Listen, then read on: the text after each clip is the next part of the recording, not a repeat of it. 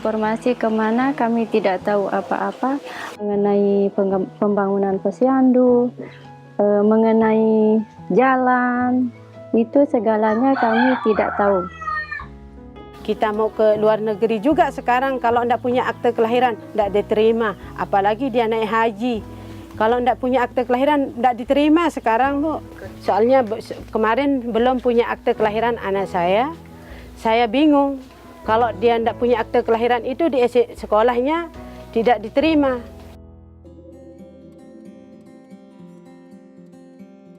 Sejak tahun 2008, Indonesia kan memiliki apa yang dikenal dengan Undang-Undang Keterbukaan Informasi Publik.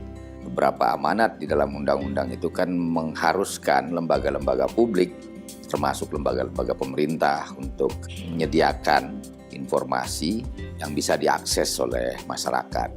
Salah satu amanatnya tentu dengan membentuk PPID. Nah, dengan amanat undang-undang itu kita mulai membentuk komisi informasi. Terbentuknya KAI, terus kita lanjutkan dengan pembentukan PPID. Karena masyarakat sangat membutuhkan informasi, ingin tahu bagaimana perkembangan dan kemajuan program yang dilaksanakan oleh pemerintah.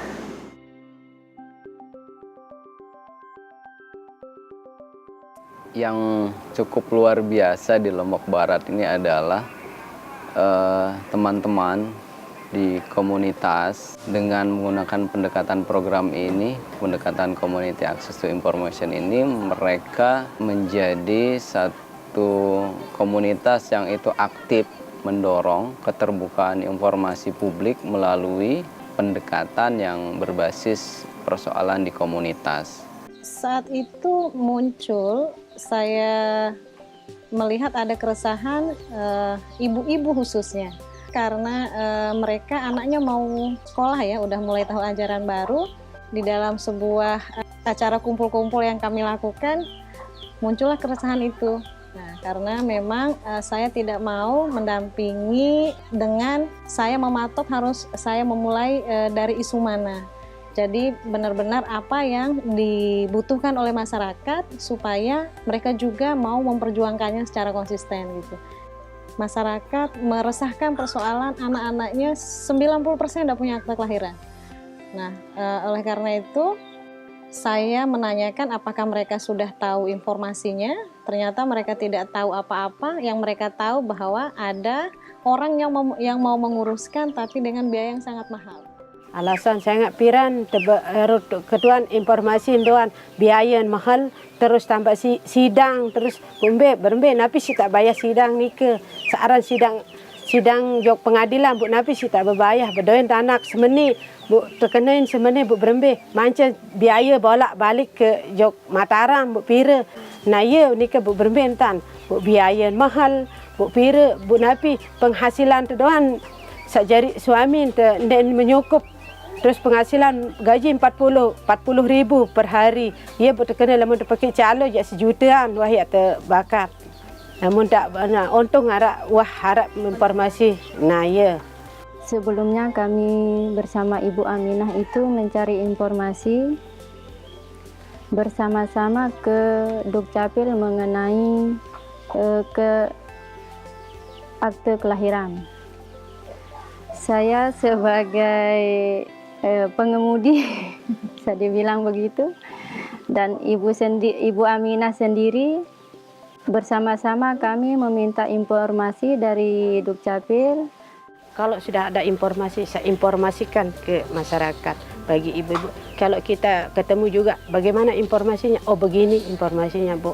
Oh iya, kalau begitu kan sudah diketahui informasi, sudah kita bagi informasi sama ibu-ibu jadinya sama masyarakat. Nah itu. Yang saya lihat adalah mereka punya antusiasme yang luar biasa, terutama karena aktor-aktor penggeraknya ini adalah ibu-ibu dari kader posyandu di daerah setempat. Ini yang menjadi modal dasar kita untuk mendorong kampanye keterbukaan informasi publik itu dimulai dari komunitas. Nah, komunitas nantinya akan menyebarluaskan ke komunitas yang lain untuk menyelesaikan persoalan-persoalan di komunitas dengan menggunakan pendekatan hak atas informasi. Karena hak atas informasi kan sebarannya sangat luas. Jadi bisa digunakan untuk akses informasi anggaran, informasi kesehatan, Jamkesmas, BOS, jalan yang rusak dan lain sebagainya. Itu informasinya bisa diperoleh dengan jaminan dari Undang-Undang Keterbukaan Informasi Publik ini. Kalau masyarakat kami, insya Allah, kami coba bagaimana melayani dia supaya lebih enak. Sehingga ada seperti Ibu Aminah, semua itu kita coba bagaimana bantu masyarakat. Lewat mereka kelompok-kelompok yang begini itu, termasuk dengan JMS kami kerjasama, dengan masyarakat sipil, kami kerjasama juga, silahkan. Mereka punya kader-kader, bawakan kami. Undang-undang ini memberikan perlindungan yang sangat bagus bagi pemerintah, karena pada saat kita melakukan permohonan informasi, kita harus jelas menerangkan dalam surat permohonannya, surat itu mau digunakan untuk apa, jenis informasi apa yang mau didapatkan, dan juga ingin mendapatkannya dalam bentuk apa. Jadi di salah satu sisi, undang-undang ini melindungi pemerintah dan masyarakatnya. Daftar informasi publik itu termasuk profilnya dinas itu sendiri, terus kemudian dokumen anggarannya, renstranya, program kerjanya, jadi semua sudah terakses semua. Sebelum adanya undang-undang informasi ini, kita hanya sekedar diam diri. Sejak program ini, kita menjadi merasa terpanggil untuk mencari informasi karena keingintahuan kita. Karena dengan adanya undang-undang KIP ini, kita merasa agak bebas lah untuk mencari informasi. Pak Gubernur itu sebenarnya ke depan itu kan dengan adanya keterbukaan informasi publik ini, diharapkan masyarakat ikut mengawasi jalannya pembangunan di NTB ini terutama. Jadi mereka diharapkan juga melakukan fungsi kontrol terhadap pelaksanaan APBD-nya. Kalau kita melihat bahwa ketika PPID itu bisa menyediakan informasi dengan baik, dan saat ini sedang meningkatkan kapasitas untuk memberikan pelayanan yang mudah, murah, dan cepat, kemudian kita akan lihat bagaimana warga memanfaatkan informasi itu untuk perbaikan pelayanan publik. Di satu sisi apabila antara warga dan PPID ada deadlock permintaan informasi, maka kemudian disinilah fungsi Komisi Informasi untuk menyelesaikan, khususnya dengan pertama adalah pendekatan mediasi. Jadi menyadarkan PPID atas hak warga dan menyadarkan juga warga bagaimana prosedur permintaan informasi yang sudah diatur mekanismenya di undang-undang dan regulasi terkait. Ada 3 komponen pemerintahan yang baik, yaitu 1 akuntabilitas, yang kedua partisipasi, yang ketiga transparansi.